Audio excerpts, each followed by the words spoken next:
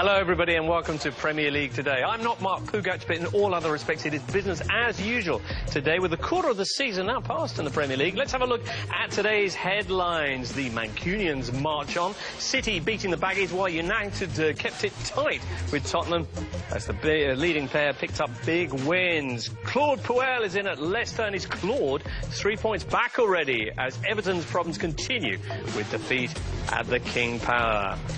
More late than a French dairy, it's Wilfried Zaha's Zaha-Kadabra rescue job for Crystal Palace against West Ham. And stop hating on the officiating. We're going to be debating in another ref watch with Alan Wiley.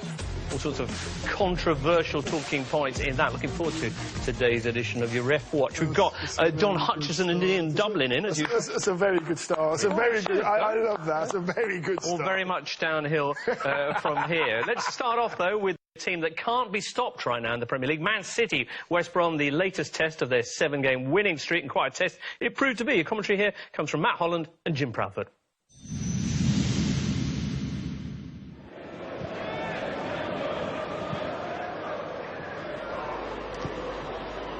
Here's Sané.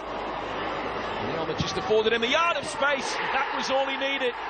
So simple. The Manchester City bandwagon rolls on. Well, it's been a brilliant start by City. What about that for a pass out to Sané? Free as you like. Gets it onto his left foot, through the legs of Neon, and past Ben Foster, who couldn't even move. It's a great start for Pep Guardiola's men. Well, the one thing that can be all but guaranteed today is that Manchester City will see most of the ball. They've had more possession than anyone else so far this season, whilst West Bromwich Albion have had the least. But their dominance of possession is overwhelming at the moment. Having said that, it only takes a moment to get back into it. Jay Rodriguez. The lead lasted only 3 minutes. Yeah, it's incredible, isn't it? It's been one-way traffic. It's been all Man City. Rondon probably in an offside position, but Rodriguez coming from deeper isn't. It's good from Barry. He just delays his pass until it's on. It's not the most convincing from Edison, the goalkeeper.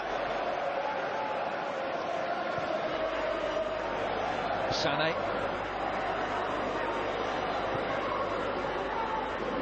Fernandinho letting fly, and it's in. A third goal in the space of 5 minutes. And for all their intricate play, it's a pretty soft goal really for West Brom to concede. Once again, it's Sané though. He's got too much space on that left-hand side. It's actually Gareth Barry that it flicks off, dribbles into that far corner past Ben Foster. Here's Walker. De Bruyne. David Silva should have scored. City's movement just causing them all sorts of problems. Kovacic just leaves David Silva. And David Silva from 6 yards out should have made it 3-1 City. Albion are still unbeaten here in the league this season, even though their opening day victory over Bournemouth is their only win. They've drawn the last 3. Could have been 2-2. We're always looking to play out. A loose ball from Delph to Fernandinho. And Gareth Barry was there to pounce. West Brom have fashioned a couple of chances despite having hardly any of the ball. Should have done better, Rondon. There are vulnerabilities about this City defence, clearly. There'll be some story if they do lose from here.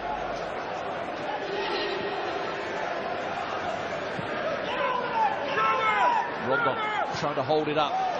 Kovacic in a good position to his right-hand side. Neon making his way forward as well now for Albion. And he's got 4 targets in that penalty area, including Kovacic. Edison able to make the save. It's their best passage of play in the game. Wonderful pick out from Kovacic out to Neon, and then he continued his run into the box, untracked. Actually should have done better. Held it down. It's a decent save from Edison. Sané. Good 1-2 with De Bruyne. The Belgian gets the return ball again. David Silva, Walker in space. They've worked the space very cleverly. Oh, it's a wonderful ball in. Raheem Sterling couldn't miss. And Manchester City extend their lead to 3-1 after their best move of the game. And Raheem Sterling makes it 7 in 8 Premier League games this season. It's fantastic play. Moving the ball from side to side. Walker in acres of space on the right-hand side. He's got the ability to pick out the pass. And Raheem Sterling, just off the bench, should have wrapped up this game. Otamendi. Gundogan breaks his way. David Silva is up with him, so too is Raheem Sterling. Here is Silva. Good save from Foster. All Albion eyes are on the flag, but it stayed down. Sterling into David Silva. That's a really good save from Ben Foster. McLean with the throw. Barry. It's not the worst ball in. It was a terrible defensive touch, though. Matt Phillips scores. That's a shocker from Otamendi. Just head it clear. Phillips capitalises. He was the initial target for Gareth Barry's cross. And Matt Phillips has just made this a little bit more awkward than it might have been for Manchester City.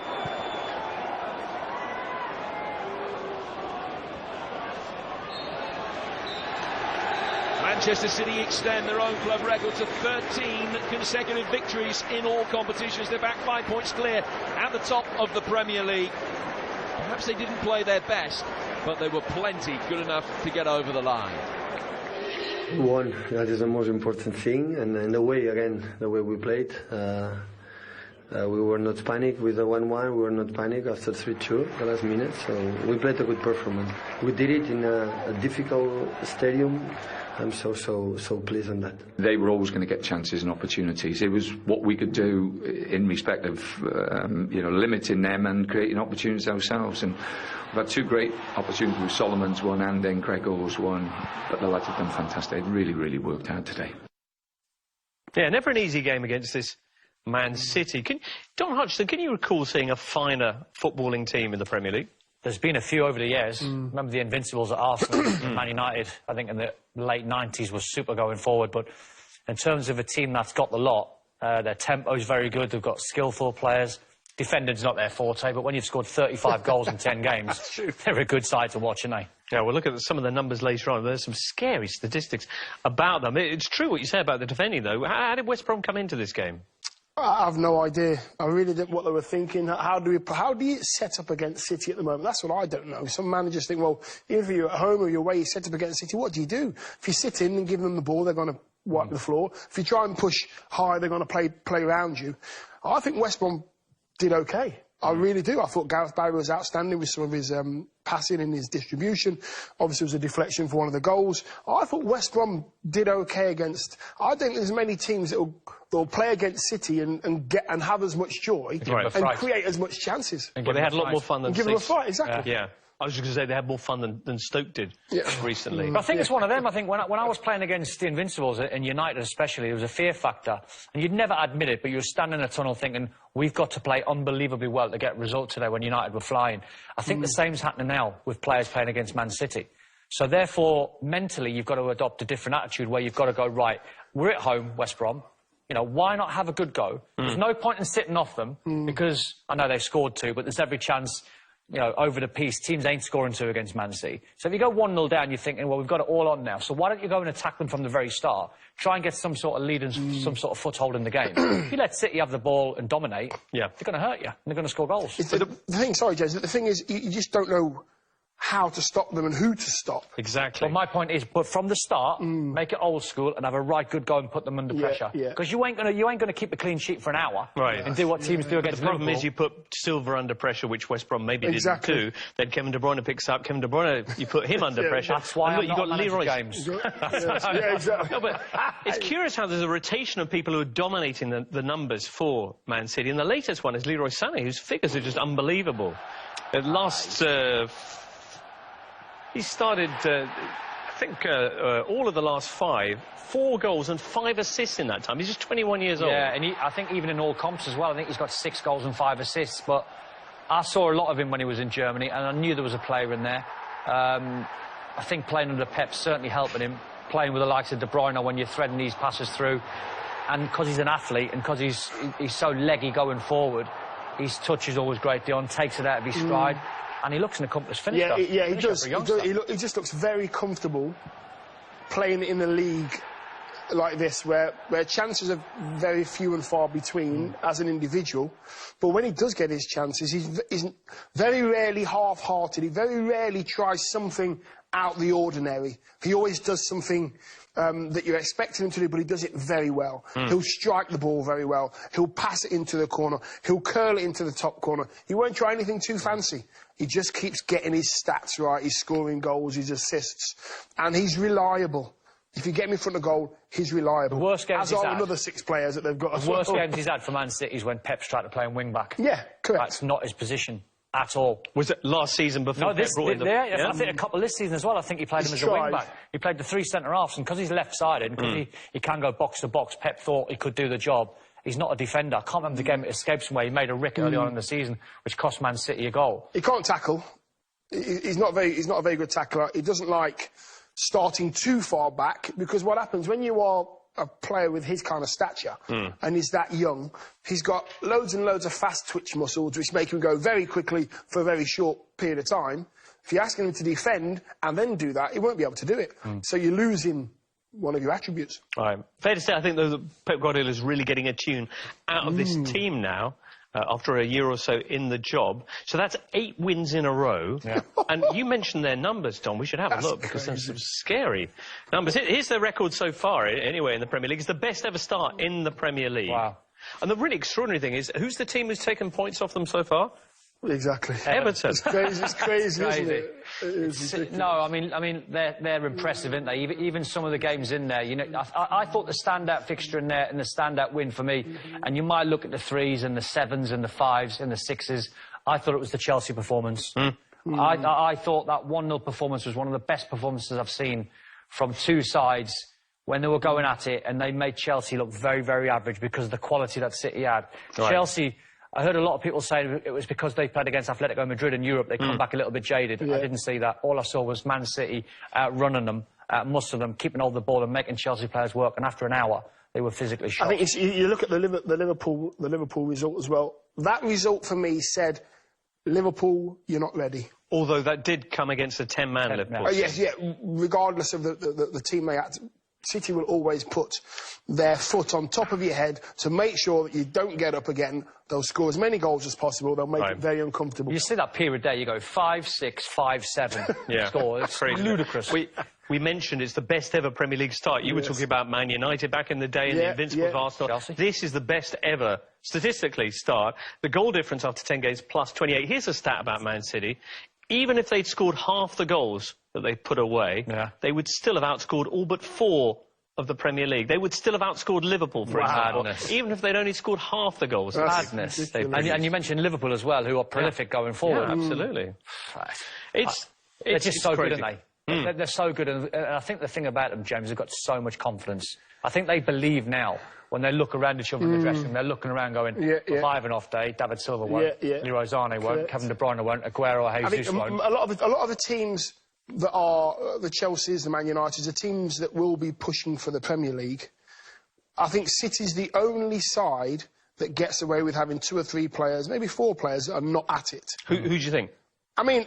Just generally in any game you could have... Yeah, I mean, I'm saying if Man United need to have 8, 9 players on it all the time... Say Lukaku and Mkhitaryan are quiet. Yes. There's every chance United might not win. Exactly. That's what I'm trying to get across. I think City have got so many match wins, and they're so balanced. Because you've got great names up front in the likes of Jesus and Aguero, but then the midfielders, Kelly, we talked already about Sané, but what about Sterling? We put together a little run of his goals. In the last 4, they've all been tap-ins, thanks to the way that City just they slack you around until you don't know where to look, and then... But that's not just Raheem Sterling running aimlessly in the box. That's Raheem Sterling doing work on the training ground, working on his finishing, working on his awareness.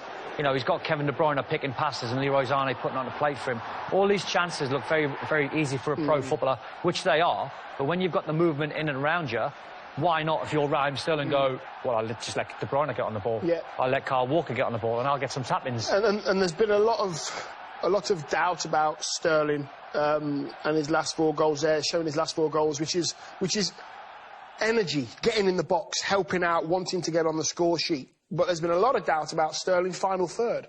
Right. A lot of, if he can get that right, he'll be good enough to move on again. No, I think I was one of them, Dion. Doubters. I was a doubter, final third. Technical ability on his left side, not great. Has he got the power on his right side? Can he finish? Can he finish? End product, all that kind of stuff. Now he has. You're still doing his finishing for him. Well, that's what we do. Exactly. Nice one. All right, so Man City then have got this midweek appointment with Napoli away in Naples, need a point to qualify. Yeah. West Brom, rather different picture for them. They're 2 points above the drop. They haven't won a game since August. How concerned should Tony Pulis be? He probably won't be, because he's probably confident all he needs is 40 points. Right. That's all Tony Pulis does. Not all, but the stats have showed over the years when his teams get to 40, they're on the beach after that. They're not too interested in getting more points on the board. Normally they wait till they're 40 before they... But this year, I mean, they haven't won in the last 8. It's been the style of football. You know, I watched the game against Southampton last week, and it was so drab. Me and Leroy watched it in the green room, and it was literally sending us asleep. You had 5 centre-halves playing out there. And poor Rondon played up front on his own, and it was like, can you go and win us the game on your own? Because we're going to try and keep a clean sheet. And then, he got it, apart from Boufal's goal. But they've got to be more expansive, because when you look at the names, you know, you think Nasser Chadli, good signing. James McLean will always work hard. You know, Jay Rodriguez up front. Rondon. You know, they've got guys that can handle the ball, but I think... all you needed to know was what was his summer signings like? What did Tony Pulis go and buy in the summer? 2 holding midfield players. Yeah, I don't Kovacic and Gareth Barry. Yeah, I don't fear for West Brom. Not at all. I think they've got the best manager at keeping you in the league. They've got the best manager at keeping you in the league, and I think he'll do it again. OK. All right, then.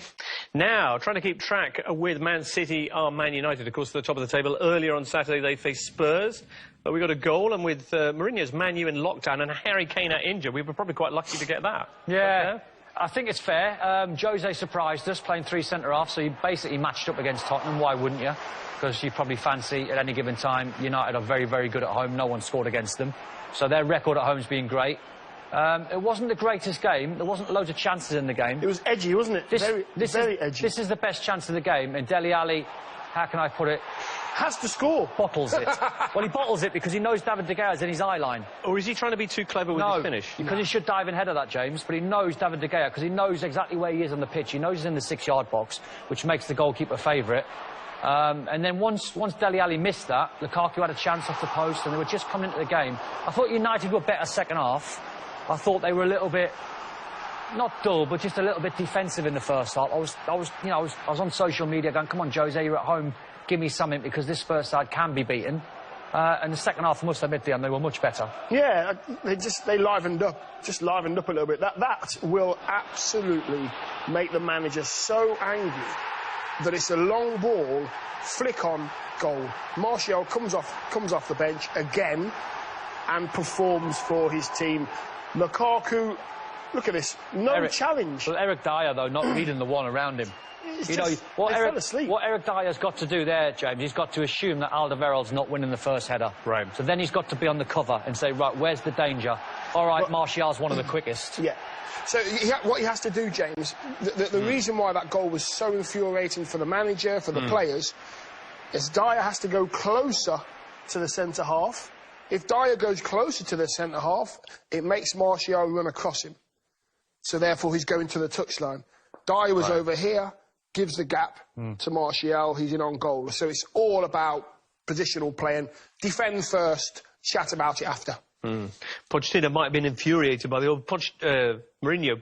Delighted because he gets another clean sheet at home, he gets a goal, and he gets a chance to play the pantomime villain with the cameras at the end doing this shushing thing. And afterwards he was saying about the fans not supporting Lukaku and how people in the media are talking too much.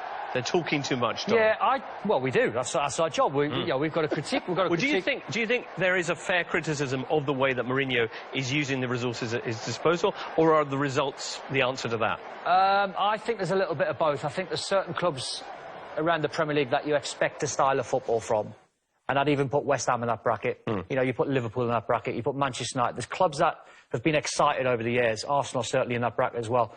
So I get what Jose's mentality is, and he does it everywhere he's been. It's us against the world.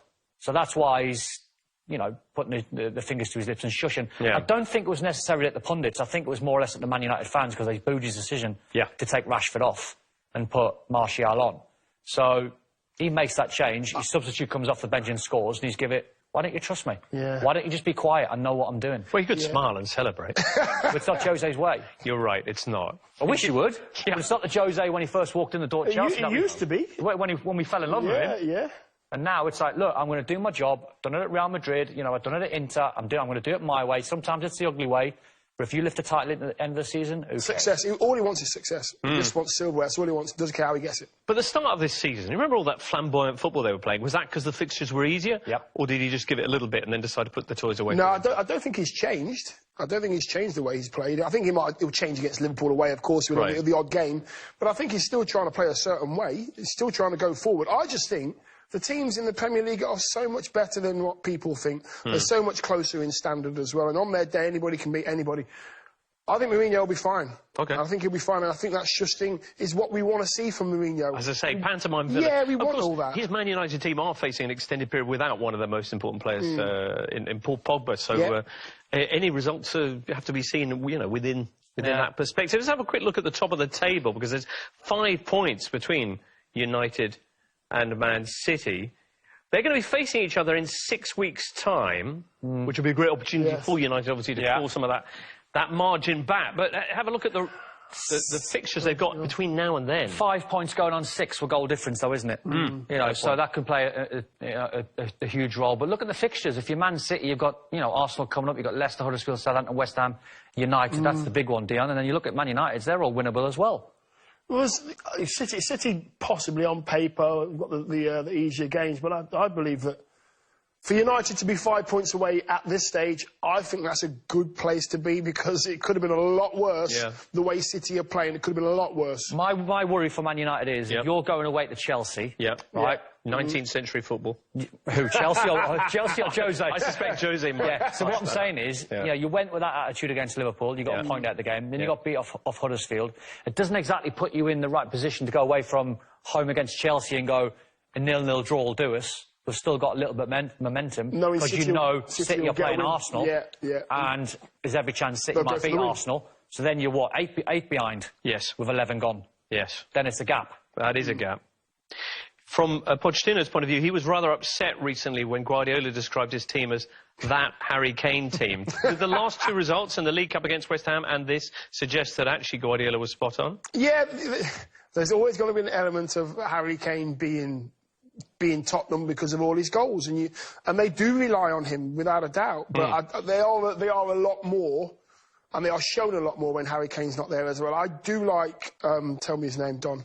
The centre forward. No, the centre. No, Llorente. Yeah, I like Llorente as a centre forward. I do believe that he can stand in for Kane. He will never score as many goals as Kane because he's on fire, but I think he's a very good centre forward he brings players into play very well. Son's been outstanding. I like to see Dembele start games because I think he's back from injury now, so he got on the pitch as well. So loads and loads of talent, Tottenham, and I think with Kane in the side, it's just a sprinkling. Me and Ian Wright were chatting, sorry James, at the weekend about what would Pochettino do, and he went, Don, what do you think he'll do? And I went, I think he'll play Son as a false 9, and he'll play Dembele. He didn't start Dembele, but he played Son as a false 9, and Wrighty said he would have started with Llorente. Interesting. Wednesday, of course, Spurs have got a massive fixture there at home, or at Wembley, to Real Madrid, who they drew 1-1 with away in the Spanish capital. They're optimistic that the hamstring issue, which has kept Kane out of the lineup, will be resolved for them. That's a massive game. Yeah, it is. I wonder if they might look at the bigger picture, Spurs, and think, well, we're going to finish first or second in the group anyway. Because Dortmund they've got to beat Apoel, Spurs and Real Madrid. Very unlikely the form that they're in. So they might leave Harry Kane out of the Real Madrid. Give him more time? Give him more time and think, well... Come on, you get into the Champions League, you've got Real Madrid at home. Yes, but you're going to finish second. So why would you risk playing Harry Kane against Real Madrid? No, when you're going to finish second in the group anyway. What if you start Harry Kane and gets injured and he's missing for 2 months? Yeah, that's true. But it's Real Madrid at home. Yeah, but Harry Kane, if there's an inkling of him being, he'll say, I'm fit. Yeah. I am fit. And I know what Don's saying, but Harry Kane will say, I want to play. I want to play on the big stage, definitely, without a doubt. It'd be unbelievable if Harry Kane come back from a hamstring injury inside, 3 days for Real Madrid. I just don't think it's worth it. I think if it's early Depends on... what kind of hamstring injury, because course. I think it might have been precautionary that they rested him. It's a crampy sort of tweak. It's been a pretty good season so far for Premier League sides in the Champions League. 15 games played, they haven't lost a single one of them. We'll see what happens this weekend, because midweek, rather, there's some big matches coming up. Chelsea. One of them involving Chelsea, who are next up on our show, as some would call a clash with a Bournemouth side in the bottom three, a piece of cake for the champions. But would it end up with the cherries on top? Hey? Oh, wow. Stop it. It's on fire. Stop it now. The answer is no, it wouldn't. No. Only just, though. Only just. Only just. I thought Chelsea were great. I thought they had so many gears to go through. Morata didn't have his shooting boots on. Would have been a hat-trick, couldn't he, Morata? Would have been a lovely little assist. I thought Zappacosta played well. I just think they had gears to go through. It was the type of the game where they were cruising. Bournemouth just defended for their lives. Offside call. But they just move the ball so quickly, Chelsea. Right. Whenever the player on the ball has the ball, he's got 3 or 4 options. There's always something going on in the eye line. They always seem to find the right pass. Morata could have had a hat-trick on the day. His movement was great. Look at that ball around the corner there. It's just outstanding from Hazard. And he should score. It's a great save, but he should score as a centre-forward. Put that in the back of the net. He's not even at full speed yet. Morata, Hazard. No, Hazard. Oh, Hazard. No, he's searching for his fitness. I think Begovic is overthinking that, because he knows the player so well from his Chelsea days. He shouldn't be getting done at the near post. You know. He doesn't. Yeah, but it's brilliantly taken. It is. It's one of them where I don't think he means to go near post. You know, I think he does. That's what I've got to say to you. I think he does. Does he? When you see the other angle, he actually licks his lips, Eden Hazard. He actually does. He knows who he's bearing down on goal, because he obviously knows him so well. Do you think he's meant that? I think he's just gone for laces, straight as a die. Yeah. Unbelievable. But going forward... We're going to try and dig up that angle, the licking the lips angle. But going forward, right. Bournemouth was shot, and it was when are Chelsea getting the second one. Their relationship, Eden Hazard and Fabregas, amazing, isn't is one of the best in the Premier League to watch, because they trust each other so much. He's just a catalyst, Fabregas, isn't he? He just keeps things moving for Chelsea. And the manager... I just like the way he goes about his business, the manager. Conte? His passion just feeds through onto the players, and they'll be there or thereabouts, James. They will there or thereabouts, Chelsea. Really? I like Yeah, they will be. Despite the recent wobbles? Absolutely, yeah. They've got too many good players. Despite all the talk of their squad not being big enough? They've got too many good players, you know. I'm looking at the finish of Bakayoko, and you've got Fabregas. You've got you need to lose that Barnett, though, Bakayoko, blue. Bakayoko, you know what? I think it's making him play better. Do you? Yeah, I do. Wow. Yeah. A couple of interesting things about Chelsea and their performances. One, this was their first clean sheet in 7 matches, which, given it's an Antonio Conte side, is a real surprise for me. And the other, Eden Hazard, who you say is not at full speed yet, but he's still created more chances than anyone else this weekend. It was, what, 7, I think? Yeah. He's a player. Honestly, I mean, if you're talking about Messi and Ronaldo and you think best 2 players in the world, I think there's the bracket of probably Kevin De Bruyne and Neymar, and I think Hazard, when he's up to top speed, has certainly been that, because he's so technically good and he's so quick. Big result then for Conte, who's been facing 1 or 2 suggestions that either his heart's not in it, he might want to move back to Italy, or that his players are not enjoying his regime. His regime. Funny that, though, because that regime took them to a title last season. Yeah, it's all changed now. They're tired. All right. But the feeling is often with these regimes that you can get a good season out of the players before they get fed up. Really? Yeah, well, we've seen it with Mourinho, to be fair. Yeah. But... I don't think that's his failings, though. No. That's the modern-day pro for you. When you're winning and when you're winning titles, it's hard work, but I enjoy it. Lose a couple of games, it's the manager's fault. He's working us too hard. Whose fault is it? Sorry. You just get on with it. Right. You know, modern-day footballer is... You know what? I don't know if that's right. And the lads will check. What do you think? Should we get the manager to change that? Have a word with the assistant. But that doesn't happen. In our day, it was like, you're doing this, you're doing that, and you get on with it. Yeah. If they've been successful doing it that way, why would you want to change it? How can you question what Antonio's done over the last, 4 or 5 years? 4 or 5 titles on the spin. Right. You know, how can you question a born winner? Can I question what Eddie Howe's doing at Bournemouth? You certainly can. OK. Yes. So they're having a really rotten time. I think a lot of us thought that they had done reasonably well over the summer, or brought in Jermaine Defoe, Nathan Ake came back, absolutely, and that they would be all right this year. But what's gone wrong? I don't think they found a settled formation, not so much in terms of the formation, but the players to play in it. You know, Jermaine Defoe has come along and he's a goal scorer. His relationship with Josh King hasn't been great. Callum Wilson's now back from an ACL, and they're trying to get a Phobie in there as well. So there's 4 really, really good strikers at a football club where you'd think that's brilliant. But how do we get chances for them? Has Eddie Howe been a little bit too loyal to some of the players that have done well from over the years? Jordan Ibe cost a lot of money, hasn't really done it, even though saying that he's had a good month. I think there's worse teams in the Premier League than Bournemouth, but they've got to get their skates on. I think they're very predictable. That's exactly it. They play a certain way. Teams know they play a certain way, so they set up against Bournemouth, and then Bournemouth haven't got anything else to offer apart from trying to play. And if that doesn't work, they still try to play. And you can't do that. You've got to have another way of beating the team in front of you. I don't think Eddie Howe has. I shouldn't ask this because we're meant to be going to a break, but what is the way that Bournemouth set up? Well, Bournemouth sets up. What they do is they try to make the pitch. No, they try to make the pitch big and play football. Yeah. From the keeper, they try and throw it out all the time. They don't. Very rarely does the keeper want to kick it.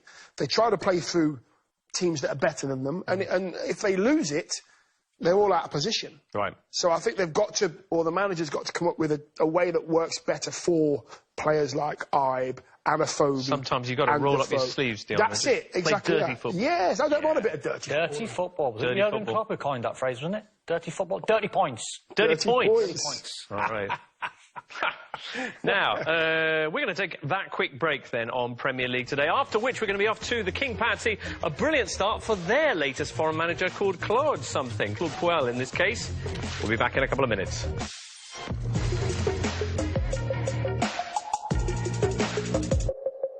On by Ndidi, in by Gray, and over from Ben Chilwell.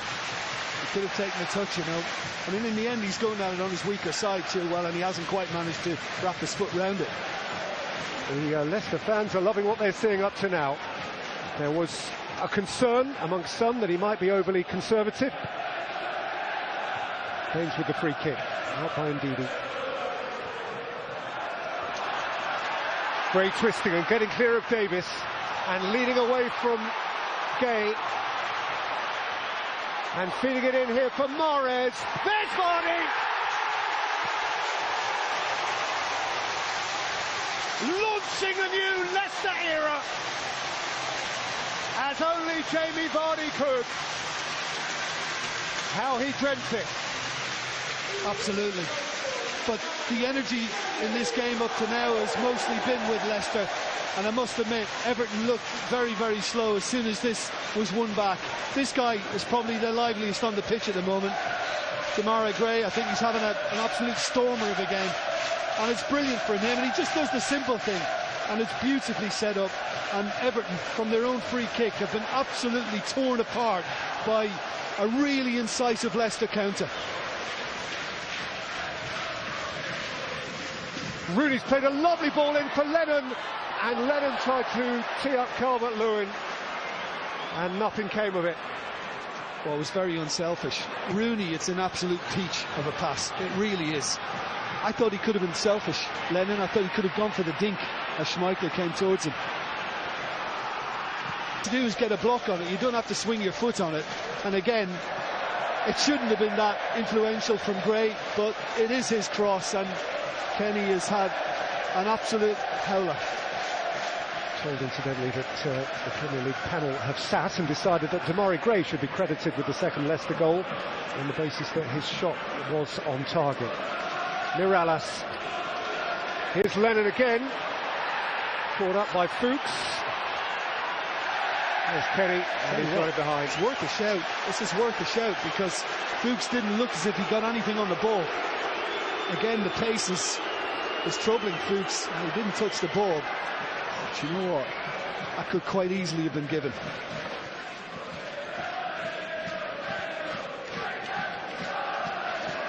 They let it run. Vardy left it for Mirallas. His instinctive hit was close-ish. Yeah, Leicester need to kind of learn a lesson there, because they were just dawdling on it, and in the end Mahrez is just going for the fancy footwork, and he doesn't need to mess around doing that. And he invited the challenge, and Mirallas can hit them. We know that. We've seen him find the corner before.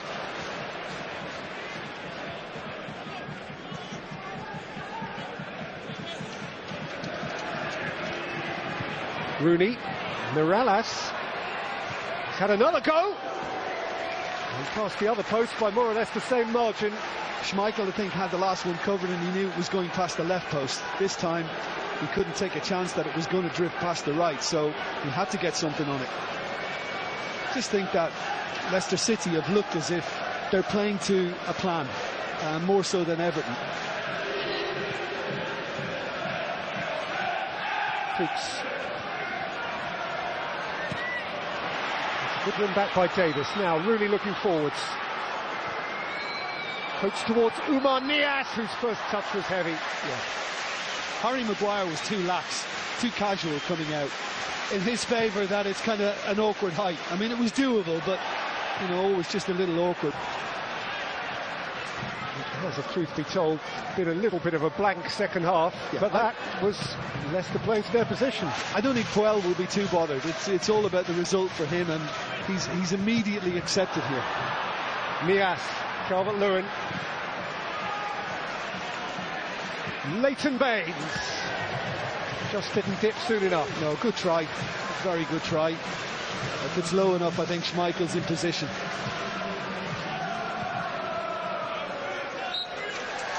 Pretty well perfect for Puel. As good as it gets out of the blocks for the new Leicester City manager. For Everton, another week or two spent the wrong side of that nasty black line in the Premier League table. The final score at the King Power Stadium, Leicester City 2, Everton 0. Never perfect, but it was interesting to start with a good result. And I was impressive of my play because they can do a first half very interesting with quality on the pitch. And the first goal is fantastic.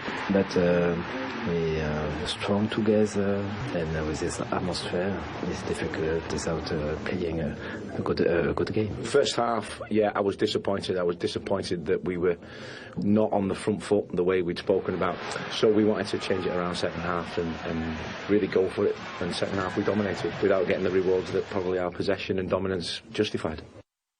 Very interesting. Two managers there afterwards. Claude Puel, fair to say, not the most exhilarating of post-game interviews. But, Don, you really like the way he sets this team up? It was different, James.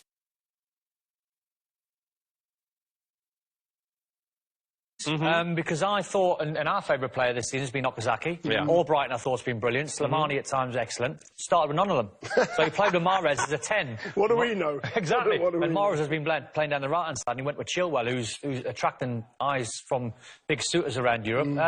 But they were on the front foot. I feel for Everton because I don't see any way out of it for them whatsoever. Right. They didn't really lay a glove on Leicester, and Leicester deserved all 3 points. They were very, very good, Leicester, going forward. It's a strange one because I'm not sure he's got the come on lads, let's start playing well. Puel finished 8th last year with Southampton and got to the League Cup final. Got to the final, could have won it as well by beating United. So yeah, is he steadying the ship? Is he going to take them forward? Is he going to keep them where they are? But if you look at Southampton this year, does that mean that we maybe should appreciate a little bit more finishing 8th with them last season? Yeah, maybe. But I believe that Leicester have got more exciting players going forward. If they keep... I've said this many times about Leicester. If they stick to the basics and get back to doing what you're good at, don't try and be fancy. Just keep it nice and tight at the back and break. Use the mistakes of the opposition to make yourself look good. Leicester as a team. Isn't it funny, Dion, when you look back at the changes that Ranieri tried to make, because he got them into Europe, you go, if there's 2 teams in Europe that play 4-4-2, one's Leicester and one's Atletico Madrid, they do it better than anyone else, because anyone else plays different systems. Why would you try and go away from that? I don't know why you try and tweak it, why you'd want to be clever, because that's what took Leicester to a title. Yeah. That's what took them to, I think, quarter-finals, I think, in the Champions League. So... That's the fabric of Leicester. That's how they play. He did start Damari Gray, though. Yeah, absolutely. Very good. We were expecting a Gray performance, if you like, given that it was Claude Puel, and we certainly got one. And that was the most exhilarating moment of the weekend, wasn't it? When he burnt up the wing. It was just... I mean, the clearance is there, Damari Gray. Now, he should not get any further than the next cut of the grass. He should have been brought down by Davis, brought down by Rooney. Well, he swung a leg at him. Which is not good enough. But Rooney, it's a fabulous run. Rooney tried so hard to get back in. Jurgen Klopp was very interested in Damari Gray this time last year.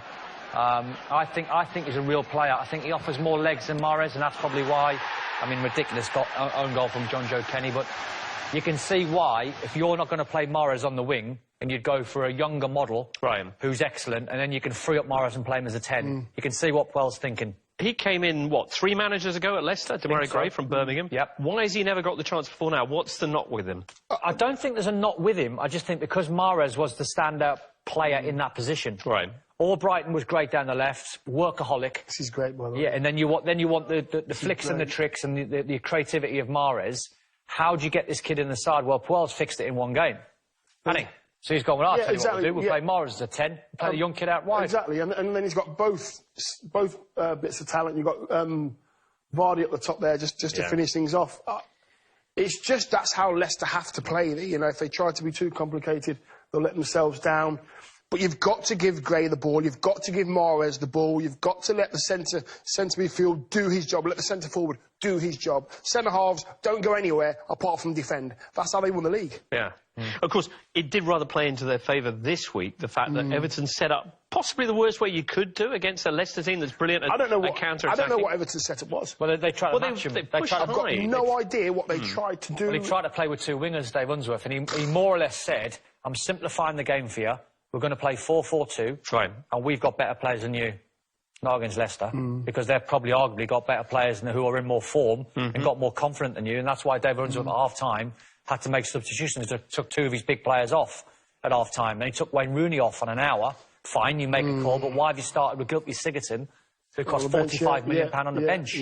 I chatted with Dion in the green room before, and we were trying to work out Everton's best lineup, Everton's best 11, and I said, Ronald Koeman didn't know it. Dave Unsworth at the moment doesn't know it. I don't know it. And you probably went, I'm not sure.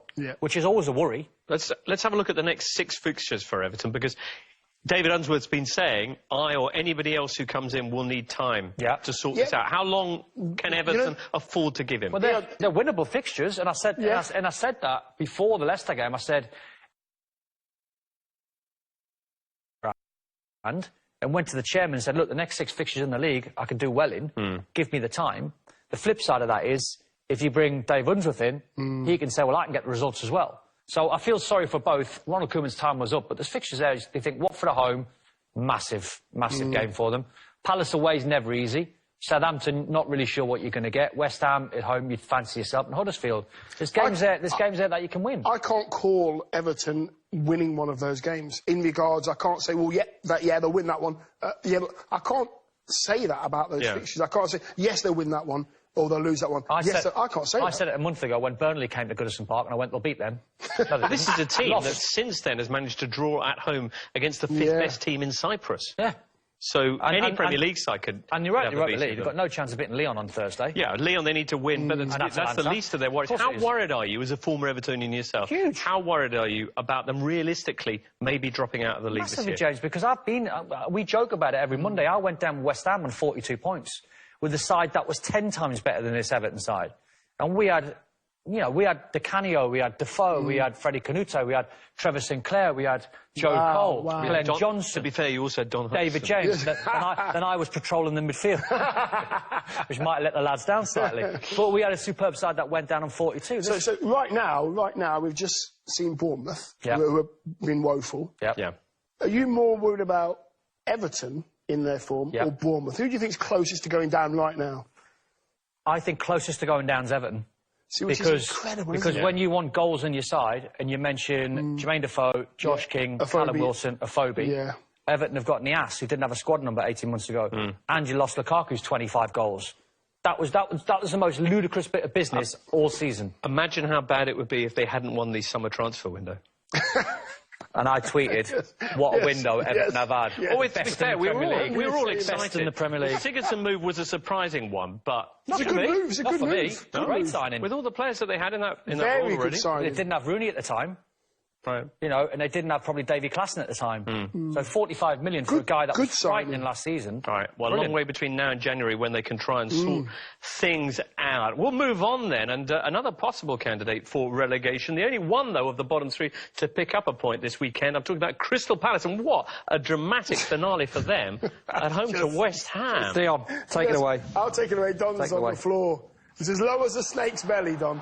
As low as a snake's belly. Don, West Ham. cannot defend for their life. They're terrible.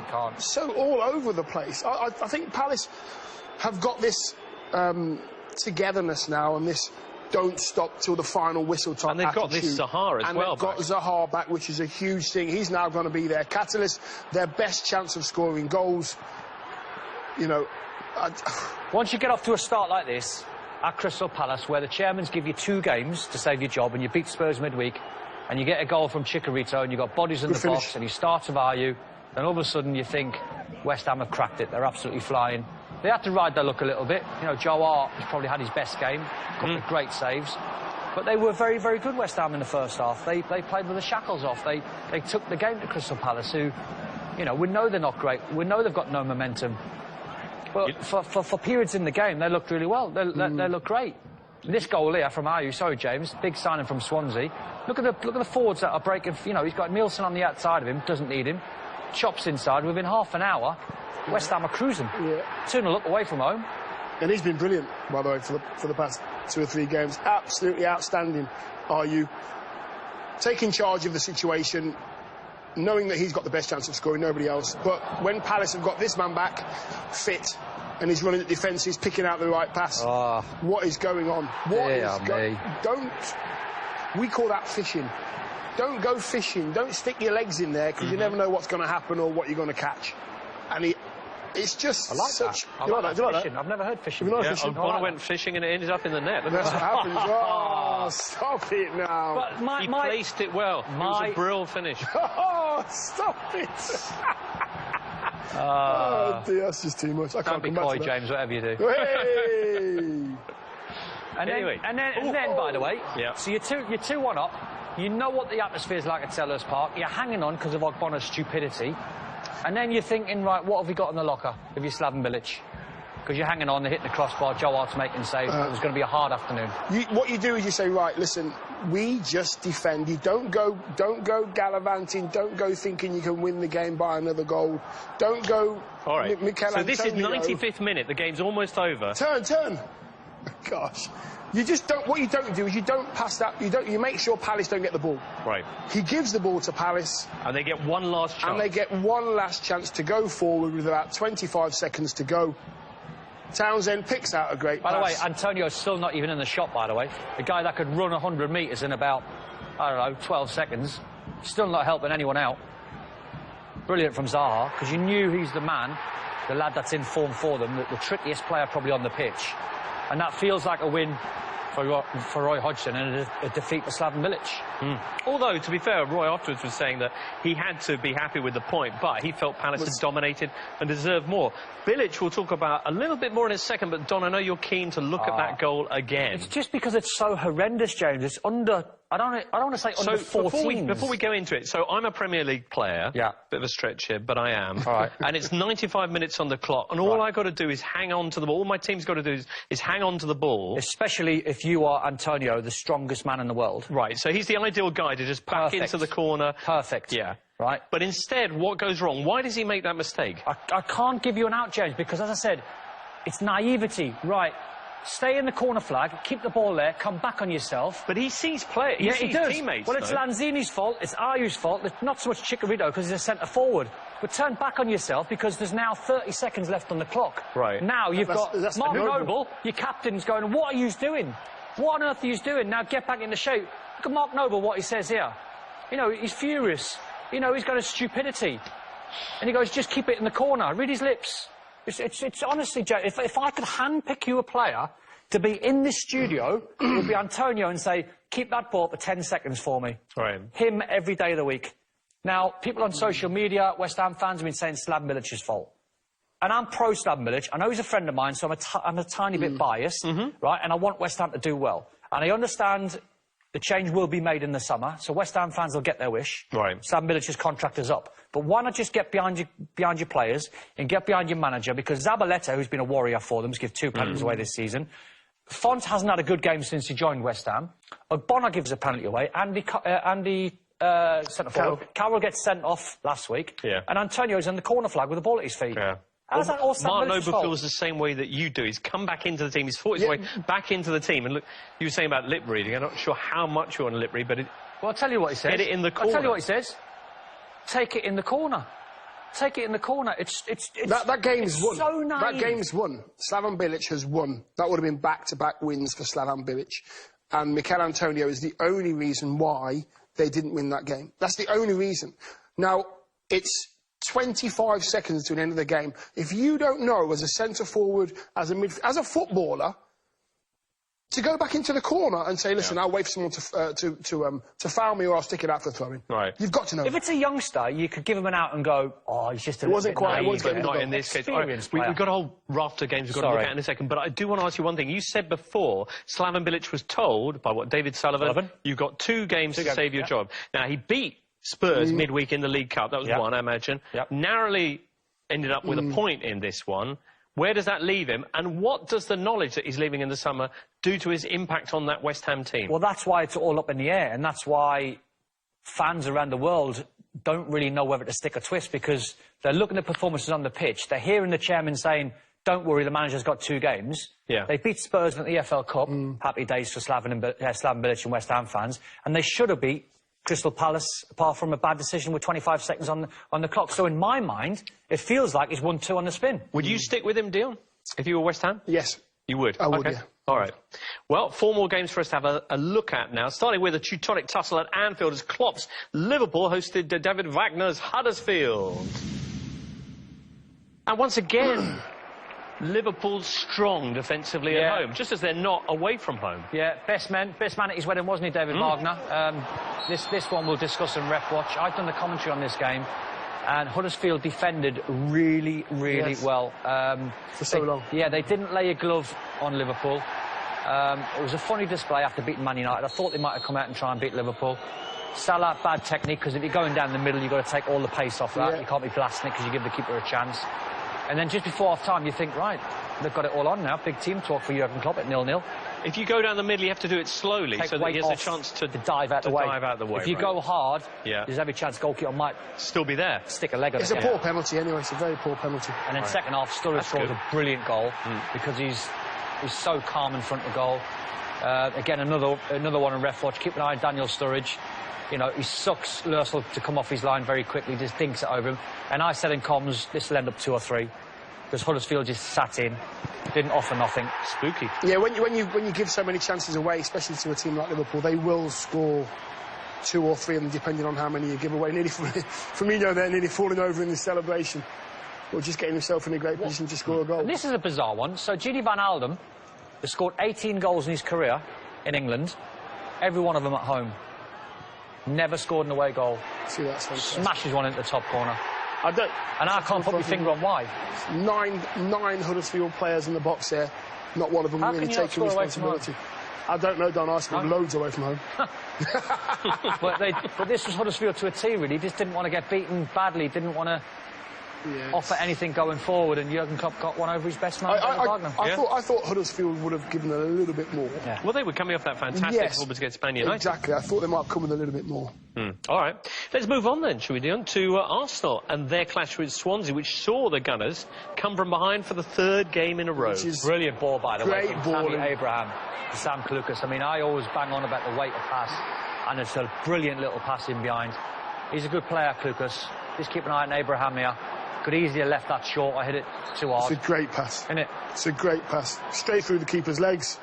Thank you very much. This result sort of went under the radar. Yeah, it did, yeah. To be fair, they were playing Swansea at home. Yes. You'd expect Arsenal to win. Yeah, but what I'm saying is that, you know, it's like a routine 2-1 win. I think the man that's becoming a cult hero for them is Kolasinac, the left back. I think he's doing so well. Keep an eye on him at the bottom of your screen. 31, just coming into shot. Yep. He's a big fella.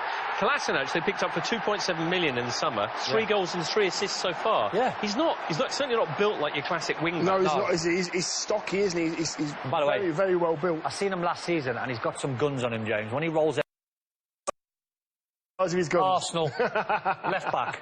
When you think of Gibbs and Monreal, the players have had over the years. Kenny's handsome. And look, what does he do? Gets an assist.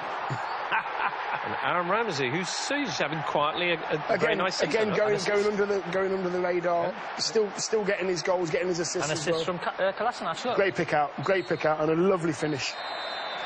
All right, well, Arsene Wenger, whose Arsenal side are maybe going a little bit under the radar themselves. They're in 5th now. May well be. Well, they'll finish up. Who knows? Watford, meanwhile, taking on Stoke. And this was huge for Stoke. The side had been smashed 7-2 by Man City and then beaten at home. That's a great finish from Training Fletcher. ground. Training ground, Fletcher. Look at that. Just a side foot. He didn't put his laces through it. All the players, all the Stoke players run in. Watford players follow. Look at Sparky. There you go. Techers. He's happy. Missed some chances. Yeah, Watford, but yes. Richarlison had a couple. Again. Yeah, I like this kid. I think he's a player. But he does miss chances. I was just going to say, I know we're going to see some shots of him missing, but I don't mind because he keeps getting in the box. All right. If you think of Jesus, when he started at Man City, he kept scoring when he was offside. Now, Troy Deeney, who was displaying his character the other day, and we were all entertained when he called Arsenal out for their lack of attributes, if you will, for their lack of fight. Horrible. This is the ugly side of that. I don't like that whatsoever because he's trying to mug Joe Allen off.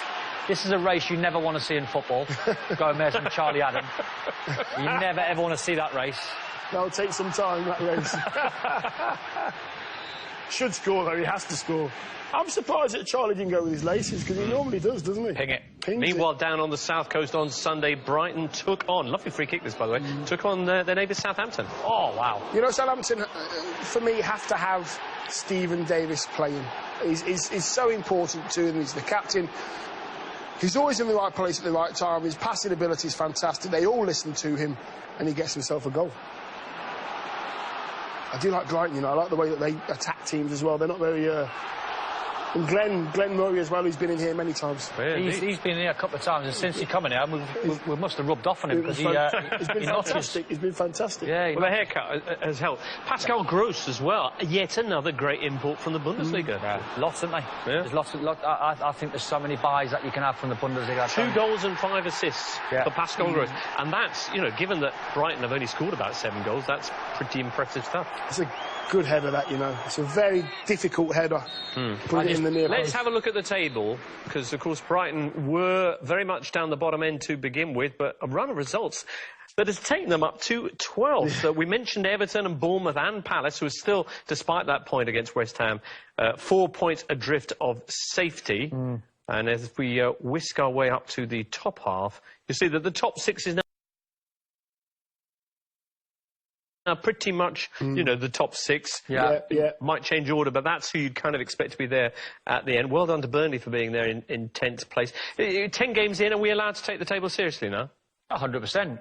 Good. Especially when Newcastle win tonight, my side. Yes. Back into 6th tonight. Of course, because there's a game still to go, isn't there? Exactly, Burnley tonight. Will they? At Burnley. At Burnley. Some of the teams in and around 4, 5 and 6 need to get their skates on because Man City and United are keeping pace with them, are just creating that gap. You know, Liverpool, I think at one point at the weekend was something like 16 behind. Wow. Man City, as it stood the table. I was watching it as it unfolded. So they just need to go under the radar, Liverpool, and win about 3 or 4 on the spin if they can. All right. More from Don and Dion in a second or two. We're going to take a very quick break, after which we're going to be joined by Alan Wiley for the Hows and Whys, the Hows and Wileys, if you will, of the big refereeing decisions this weekend, plus a big look forward to Burnley-Newcastle.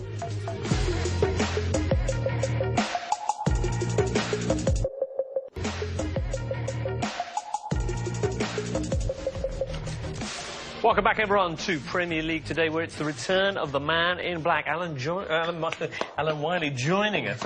You will. For Ref Watch, as we dust off the weekend's controversies. Don, you're very much in charge. I will. I'll take the armband. How are you? Yep, you are. Yes. Let's get straight into some of the big decisions of the weekend. Yes. There's a controversy at the weekend. Refs had some interesting calls and some very good ones that they made. This one was a good one because if you've got the wrong angle of this, you could read this wrong. But if you watch this, there's a slight amount of contact between Zaha and Conte, but never. Where's the contact, Al? Where's the contact? I think as Zaha's right leg goes over Fonte's knee, he feels something there, and then goes over, just to try and make a referee make a decision. But called it right. Did call it right, and another one that he called right, which I said before was ludicrous from Ogbonna. You've just got to stay on your feet. Dion, if I pause that just there, I'll take it back half a yard. And where we say about knowing your players. Yes. How many times can Andros Townsend bury that in the bottom there? Well, he can't from that. He can't from that position. 1 out of 10. Yeah, if he's lucky. If he's lucky, what the defender has to do is stay on his feet and keep Andros Townsend running towards that line. Stay on your feet. Don't dangle a foot in there because you'll catch him. And from a referee's point of view, there, if you watch the striker Townsend, he keeps the ball on his outside. Correct. Yeah. So if the defender needs to play that, he's probably has to go through the player first. Yes. And he had a great few as well, didn't he? And that's what you'd be looking for. He gets, again, Bobby Madley gets into a really good position just to see that. But that's what we try and educate referees about. Even if a forward is going in being chased by a defender, watch where the forward keeps the ball, and it's normally on the outside. Keeping yourself between the ball and the man. He does that well, Bobby Madley, doesn't he? Does, yeah. The referee that gets around the pitch really well. Does, yeah. This is a player I just want to highlight, and there's been many over the years. There's been people like Kevin Muscat, there's been people like Ben Thatcher, who players know are quite naughty in the game. They can play. Very much, well, very much, this guy especially. And this is Johan Cabaye last week against Newcastle. Keep an eye on Andre Yedlin at right back. He's going to pick the ball and just see where he comes in from. And that got a yellow card, and I said last week that could have been a red. It could have been a red and a broken leg. I think it is a red because firstly, not only is his front leg, but also what's the back leg as well. That sweeps up. And this one you've pointed out for this week, gents, I think from a referee point of view, this is very, very difficult, almost impossible to spot. But you've picked up something which he may have been guilty of. I saw this because Font had to be taken off, and I think he got wrapped down the Achilles. The only question I'd like to ask James and yourself and Dion is it intentional from Johan Cabaye? So it's the left foot that's coming in there? Just rakes him down the Achilles. It's very hard to sort of stop in real time, but I know what Cabaye's like. I know he's that type of character. Your question is... I was questioning his stride pattern. Does he change his stride pattern in order to reach? And if you don't, and it's an accident, and you do catch a player's Achilles with your studs, you know it's going to hurt, you've had it done to you many times, your first reaction is, are you okay? Always, are you okay? Because you know how bad it can be, and it can finish people's careers. He's just jogged on, Cabaye. He knows what he's doing. And also, as well, if you look at that one there, you have to think to yourself, again, it's in slow motion, is there somewhere else he could have put that foot down? And there's loads of places he could have put that foot down. This one here, I think the referee deserves an absolute medal, because I was doing the comms on this game, and there was so much going on inside the 18-yard box. Every time Liverpool had a free kick or Huddersfield had a free kick, there was so much going on. The referee calls that really, really well. You can just see... There's so many places you can look at. There is, yes. Isn't there? You can see pulling in there, all sorts going on. In a penalty area, there's normally around 3 to 4 different pockets of things going on. I think it's a really good spot kept by there's one on the front as well, Alan. There's one on the front post. There's one there, number 25, 17. But you're normally drawn to see where the ball is going to drop. Okay. There's one there. That's where you're normally drawn to. These two guys, Ragnar Klavan and Jorgensen, had a battle all afternoon, and that was the one when I was commentating on the game. I actually lost the Tommy Smith one on Firmino, because I was keeping an eye on these two, and it happened so many times. The referee there, you can just see there. I'll take it back a fraction just so you can see the contact from Tommy Smith on Firmino. And sometimes, as a referee, gents, you need a bit of luck. And in this situation, where he gets a bit of luck, the referee, Kevin Friend, is. On a lot of occasions like that, your view will be blocked by players moving. If you look from this angle here, as it moves on, he gets a space. He gets a view in, which means the Liverpool player there will move forward, which will leave Friendly a good clear view in.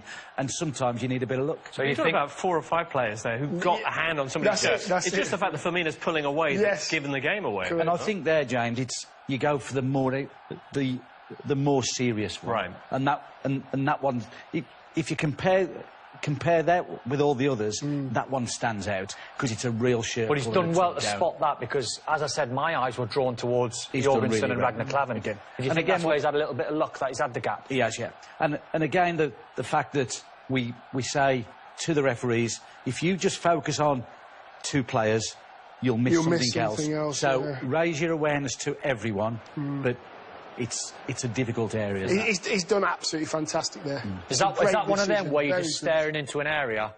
Just looking into an area, hope and your peripheral vision will find something. But then you'll narrow it down a little bit to see where the ball is going to drop, and that's where we go for. Just want to mention, curiously, that's the first time that a penalty's been given for a tug on a set piece this season. Is it really? Yeah, I'm surprised by that. Knowledge. That's why he's in. That's why James is in. Knowledge is power, James. Now, Never take him on in a quiz, would you really? Right, this one I was actually... Why have we got this in? Why have we got this in? And you've got an interesting one on this one. This is interesting is because when the Liverpool player plays the ball forward, I don't know who it is. I think it's Moreno.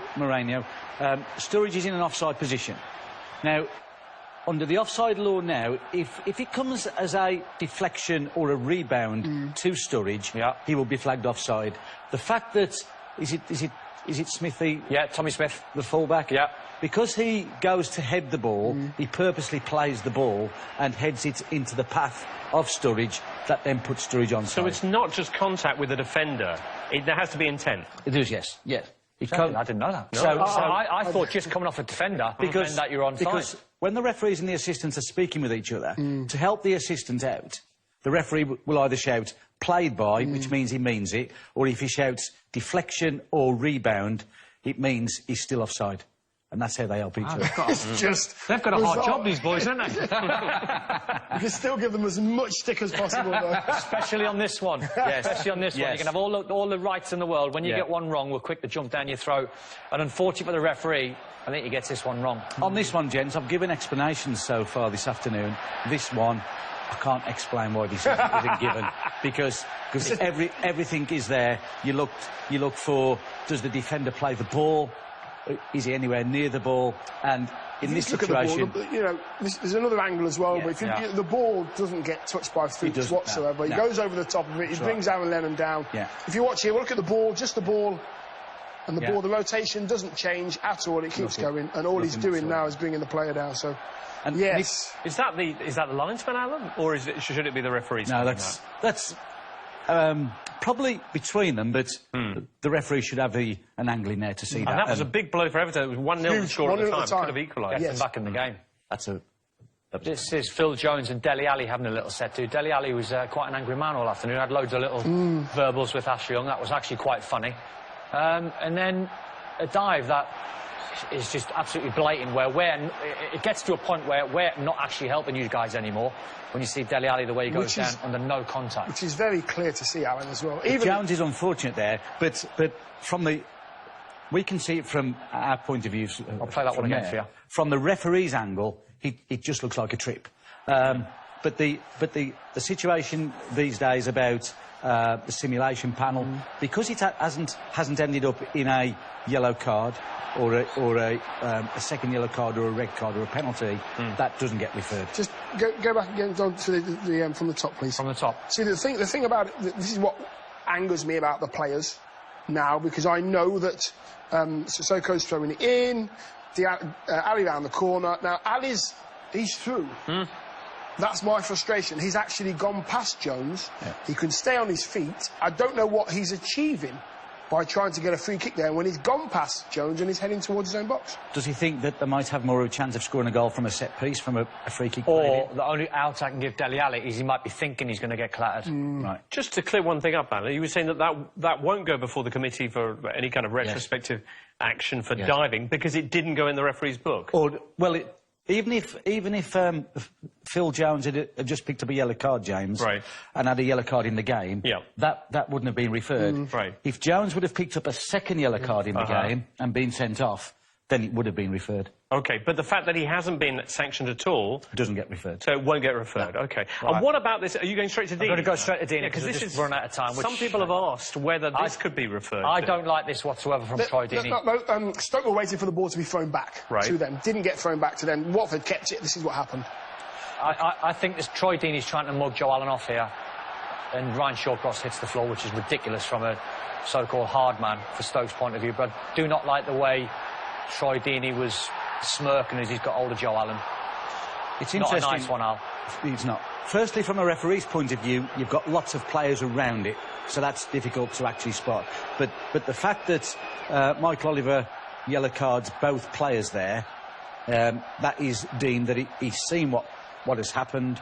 it's been dealt with, and once the referee has seen as what happened, that then... The only way that it could end up in some kind of retrospective ban is if the referee says that his yellow card for Deeney was for maybe the shove on Shawcross, yes, not for the gouging of Joel. And then you can look back and... Yes. That's still a possibility. Yes, it depends what Michael Oliver's yellow card is for. If it was for the push on Shawcross, then we can go back into the whole incident. You can, yes. Okay. Yeah. Listen, it's just very ugly. I mean, we do not want to see that on a football pitch. No, there's no need. Troy Deeney's let himself down there. Yeah, there's no. I think no especially on the player that he's got. I mean, I know that's got nothing to do with it, but it's interesting. You say the players that he's got, the player that he's got's in his face. So Troy can't pick a Stoke player. He's picked the player that's right in his face, Don. So he's having to deal with that. Well, as you mentioned, Dion, Joe Allen's upset because Stoke have put the ball out and are expecting it to be given back to them. And Deeney's decided to have a proper goal. The ball should have gone back to Stoke. Simple as that. And then there's no issue. No issue at all. Yeah, that's ugly. We don't want to see that. It's bang out of order. Bang out of order. Overall, not a bad weekend for the referees. They did okay. They did okay. They did okay. All right. I think they've done very well. Still one game to go, though, of course, and who knows what could happen in that. They could mess it right up, the referees, and get it all wrong. Let's hope they don't, though. It's happening tonight. It's at Turf Moor. It is Burnley against Newcastle. Before we chat about it, let's hear from the two managers, Sean Dyche and, first of all, Rafa Benitez. It's a team at his image. So when you have a manager who has been there for a while and he's trying to sign the player that he wants and manage them in the way that he wants, in the end, you have a team that they know what to do and they know what the manager wants. So I think it's a great advantage. So they are doing well, they are well organised, and they are in a good position in the table, and they play with confidence. There's a good feel about them, I think, from the outside looking in, and there's certainly good organisation, Rafa being the fine manager that he is. So, yeah, again, another tough task. I think they all are in the Premier League, home or away. I've spoken about 1,000 times. We don't take anyone lightly. But ourselves, we're in good form, we're in good shape. We like what the team's doing. We think we're moving it forwards, and they're moving it forwards with delivery of training sessions, which is important, the way we work, and then taking that into games. We have Dumet, and that's it. So the rest of the players are available, and that is a problem for me because I have to decide who will be in the squad, who will be in the team, and then you will be saying, oh, why is not this player, why is not the other one? Vokesy is promising with him. Woody is a maybe. We'll have to wait and see. We're pleased it's nothing too major, but whether it's right for this, well, not this weekend, for Monday, we'll have to wait and see. All right, two managers who are very much flavour of the month right now. Two managers who a lot of other clubs, I'm sure, would like to get their hands on. Sean Dyche's Burnley side, who all of a sudden are doing great things away from home, which was always their Achilles heel. The knock on that, though, is that their form at Turf Moor hasn't been as good, has it, Dion? No, they've gone on. I think Burnley have gone from getting in the Premier League to holding their own to just getting better and better. I think these squad of players is better and stronger. We know what Sean Dyche is like as a manager, what kind of game he likes to play. At home, they are ruthless. Try to give you nothing at all. Ball comes in any box, they are there. And that's just being transferred to their away form now. They've got some good players. They try to play some good football as well. And with Wood coming in, Chris Wood coming in from Leeds, I think it's a great signing. Yeah. Right, although I think he's in doubt. Yeah, he is in doubt, and Vokes maybe come back as well. I like Sean Dyche as a manager, and at some stage he'll be managing a bigger club. A bigger club. And how will that work, do you think? Because some people would say that his football's not suited to one of the top sides. I think you can deal with the way you play the game with the ingredients you have to play with. And I think some managers can. Yeah. I think Sean Dyche can adjust. If he goes to an Everton or a Tottenham or someone like that, he'd adjust, no problem at all. I've played with this man. At some point, these guys need a chance, don't they? Look, absolutely. I think these guys and people like Sean Dyche who've done a brilliant job. Marcus Silva's got his eyes on Arsenal a few years. That's the rumours that I'm hearing. And it's a hard one because we're just looking at the football clubs and going, well, should Everton go to Sean Dyche because he's doing a great job? Yes. Burnley fans and Sean Dyche might say, well, actually, I'm really happy here. We're getting results. I've got a chairman that believes in me. I'm in no danger of the sack. I'm relaxed. Yeah. My lifestyle's good. Why would I want to risk that by going to Everton? And if you had a choice right now and you asked the manager, do you want to go to Burnley or do you want to go to Everton? Everton's a big club. I'm on about right now, at this situation, with what you've got. Still a big club, though. Relegation fight, or would you go to Burnley? I don't know. The only thing I'd go to Everton. I think the only thing is, and Burnley fans will absolutely hate me for saying, is I wonder how long Sean Dyche can keep them in the top 10. Whereas if he takes Everton at the bottom three, which I expect him to, he could have Everton absolutely flying and winning trophies. He's not the only candidate for the Everton job, although I imagine he's pretty near the top of the list. Another man who's been mentioned for the role is Sam Allardyce, of course. And interestingly, there's just been some quotes from Big Sam himself, taking over at Goodison. He says, I'd have to consider that if the phone call happens. I'd just put the team back to basics and show them exactly what it takes to get out of this position, because he's done this before, hasn't he? Yeah. Well, that's you know, we know what type of football he likes to play. We know what kind of manager he is. He doesn't take any prisoners. He will say, listen, lads, that's the way it's got to be. If you want to get out of the bottom three, you have to play that way. Who would you rather have at Everton, Big Sam or Sean Dyche, if you were an Everton fan? Good question. That's your best question of the day, that, James. I wouldn't hesitate. I'd go Sean Dyche. Would you? I'd absolutely go Sean Dyche, without a doubt. Even though Sam will 100% guarantee in the Premier League? Yeah. I would go Sean Dyche. Or would you rather have Rafa Benitez, who, of course, has brought plenty of misery to Everton over the years as Liverpool manager? I don't think Everton right now, and I'm going to label him tippy-tappy, but I don't mean that. I mean someone like Pellegrini, someone like Rafa, someone like Eddie Howe. I don't think Evertonians need that. I think they need pull up your socks, roll up your sleeves, Sam Allardyce, Sean Dyche. Dave Unsworth's not had a great start in a couple of games that he's had, but that's what they need, back to basics. When teams come to Goodison Park, know you're going to be in for a fight, know you're going to be in for a hard ride, not the soft underbelly they've got at the moment. Right, we've got 20 seconds. Who's going to win tonight? Newcastle. Burnley. All right. Well, make sure you tune in later on when Andy Townsend will be joined by Owen Hargreaves for live coverage of Burnley against Newcastle. That's all for today. Many thanks, Alan Wiley, and, of course, Don and Dion, and you for tuning in. We'll be back with another edition of Premier League Today tomorrow. But for now, we'll leave you with a little taster of Burnley Newcastle. Bye-bye.